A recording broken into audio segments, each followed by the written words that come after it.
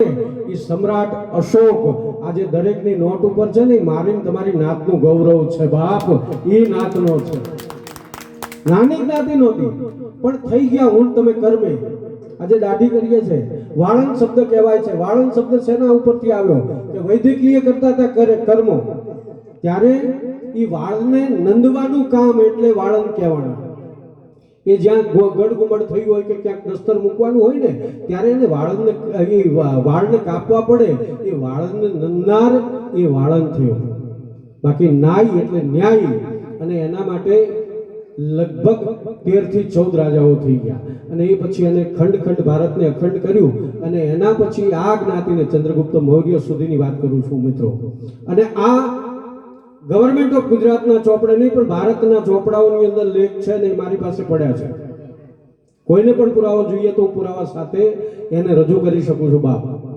અને એના માટે કે આજે દેવાયત બોદલની વાત થાય છે, એકદમ સાચી વાત છે. જુનાગઢની અંદર પોતાના દીકરા ઉગાને જે બલિદાન કવિરાજ બેઠા છે ને એમને ખબર છે કે પોતાના દીકરાની આંખો કાઢીને એના ઉપર કચડી અને એવો જ બનાવવા રાજસ્થાનની અંદર જે બન્યો ઉદયસિંહ બાપુ જે થયા, અને એ ઉદયસિંહના પિતા જ્યારે યુદ્ધમાં હારી ગયા ને અને ત્યારે ઉદયસિંહ નાનો બાળ હતો ને એને લઈને જે જનાર અને પોતાના હગા દીકરાને એમ કે આ તારો ન હોય તો એને તલવારથી કાપી નાખને કાપનાર પન્ના નાય, એ મારા સમાજનું ગૌરવ છે બાપ, બીજા કોઈના સમાજનું નહીં.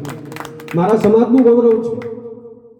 નારાયણી દેવીને પોતાના કદાચ નારાયણી દેવી રાજસ્થાનમાં થઈ ગયા ને એને પોતાના શિયળની જ્યારે તકલીફ થઈ ત્યારે જમણા પગના અંગૂઠાથી અગ્નિ પ્રગટ કરી અને આજે માં નારાયણી સતી માં તરીકે ઓળખાય છે ને, એ મારા કુળનું ગૌરવ છે બાપ.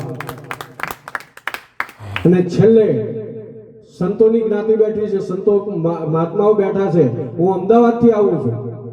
અમદાવાદની અંદર આજે જગન્નાથની યાત્રા પ્રખ્યાત છે. જગન્નાથના મંદિરની સ્થાપના કરનાર, એ જગન્નાથ મંદિરની સ્થાપના માફ કરજો, રથયાત્રા પહેલી કાઢનાર નરસિંહદાસજી બાપુ, એ મારા વાળંદ કુળનું લોહી છે.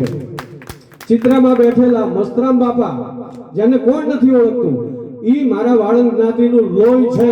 અને સંતરામ મંદિરના મહંત, ઈ મારા જ્ઞાતિનું લોહી છે. આજે વક્તવ્ય એકદમ જોરદાર ધારદાર, જેને ભારતના રાષ્ટ્રપતિને વડાપ્રધાને સ્વીકારવું પડે, એ ઋતુંભરાજી, એ મારા વાળંદનું ગૌરવ છે બાપ. કેમ હું નીચે પાડ્યું એને? મને મારી જ્ઞાતિનું ગૌરવ છે.